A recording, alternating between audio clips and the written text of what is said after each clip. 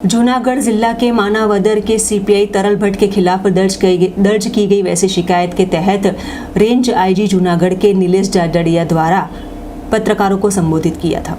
मानावदर के सीपीआई तरल भट्ट के खिलाफ दर्ज करवाई गई वैसी शिकायत के आधार पर रेंज आईजी नीलेश जाजड़िया द्वारा फिलहाल पत्रकारों को संबोधित करते हुए इस संदर्भ में विशेष जानकारी दी गई है। मानावदर सीपीआई तरल भट्ट को सस्पेंड किया गया है। समग्र मामले की जांच फिलहाल एटीएस को दी गई है। रेंज आईजी नीलेश जाजड़िया द्वारा दी गई वैसी प्रतिक्रिया के तहत अर्जदार की अर्ज दिखने के बाद अकाउंट एसओजी के पीआई और एएसआई द्वारा फ्रीज किया गया था, जिसकी जांच करते हुए 335 जितने अकाउंट फ्रीज करने का भी पता चला है। तरल भट्ट ने इस संदर्भ में टेक्निकल मदद की थी और उसकी हैकिंग भी करने की भी संभावना जताई गई है। एसओजी पीआई गोहिल और एएसआई जानी को पहले से ही सस्पेंड किया गया है। ऐसे में बी डिवीजन पुलिस थाने दर्ज करवाई गई वैसी शिकायत के अंतर्गत ईडी में भी रिपोर्ट पेश किया है। आज थी થોડાક દિવસો પહેલા એક અરજદાર મારી ઓફિસે આવેલા અને એમણે એક લિખિત રજૂઆત આપેલી। એ રજૂઆત જોતા એમનું બેંક એકાઉન્ટ એસઓજી શાખા જૂનાગઢ દ્વારા ફ્રીઝ કરવામાં આવેલું અને એ ફ્રીઝ કરેલા એકાઉન્ટની માહિતી અને એમની બેંક દ્વારા આપવામાં આવેલી। એટલે બેંક દ્વારા જે માહિતી આપેલી એનો સંપર્ક કરી અને એ અહીંયા જૂનાગઢ એસઓજી શાખા ખાતે આવેલા।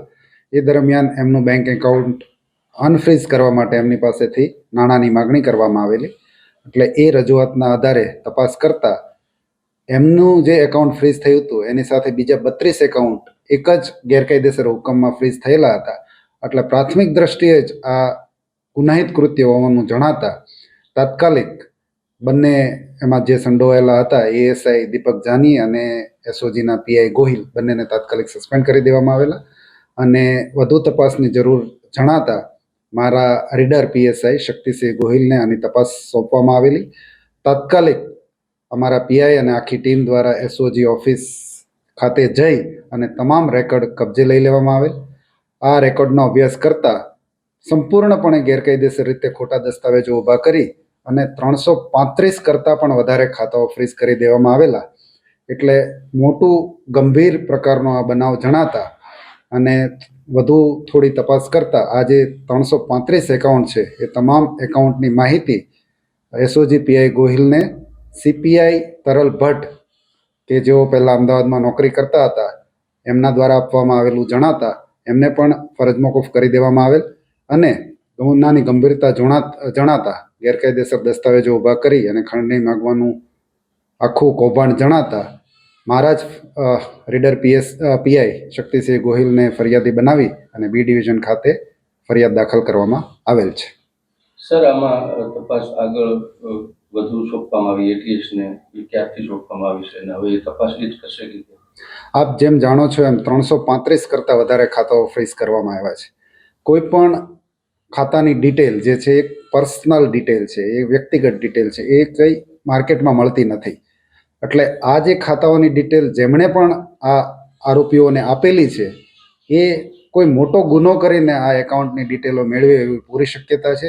આમાં હેકિંગની પણ શક્યતા રહેલી છે।